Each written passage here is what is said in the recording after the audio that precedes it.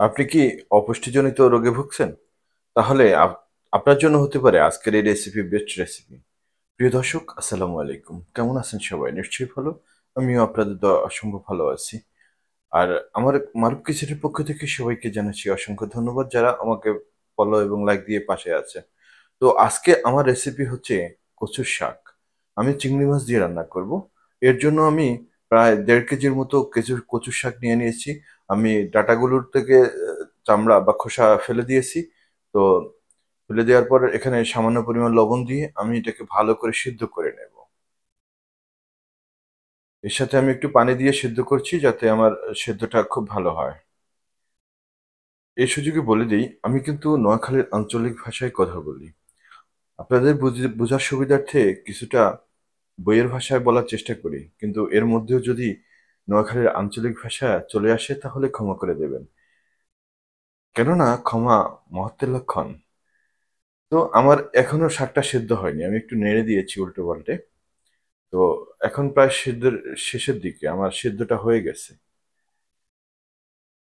আর তাই নোয়াখালীর কথা কইতে ভাল লাগে, এলাই চলিয়েছি আর নোয়াখালীর কথা কইতাম, বুঝছেন নি? তো এই আই কিন্তু বালা করে সিদ্ধ করে লইছি, আর ইয়ানো সান একটু হানিও নাই। এই আমি দেখছেন, এই আমি যখন এই যে খুসনি দিয়ে গুতা দিই তখন এগুলি গলি যাইতে গিয়ে আছে, তার মানে আমার এখানে এটা সিদ্ধ হয়ে গেছে পুরোপুরি। আমি এটাকে একটা হালুয়ার মতো একটা ডো তৈরি করে নিয়েছি। দেখতেই পাচ্ছেন, দেখতে কত সুন্দর হয়েছে।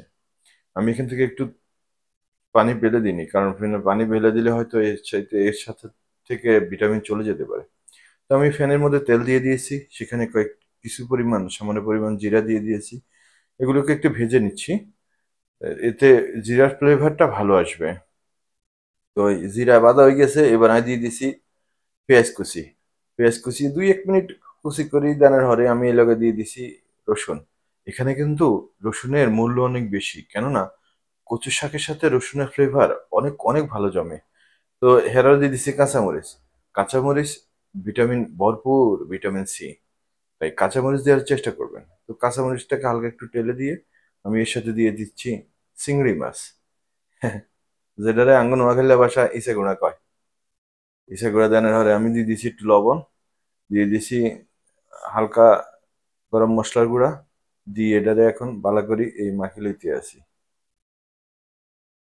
আমি রেডিমেড গরম মশলার গুঁড়ো ব্যবহার করেছি, এখানে হালকা হলুদ মেশানো থাকে। তো এটা অবশ্যই হোমমেড, এই মশলাটা আমি নিজে বানাইছি। আপনাকে ভালো লাগলে আপনারা বানাই নিতে পারেন। কমেন্ট করিয়েন, তোলে আমি এটা রেসিপি দিয়ে দিই। তো আমি কিছু কি কচুর হারে কেটে এটার মধ্যে দিয়ে দিয়েছি, দিয়ে এটার মধ্যে এখন ফ্রাই হবে। যেটারে আমরা কি জানি আঙ্গু নোয়াখালীর ভাষায় কই বাজি।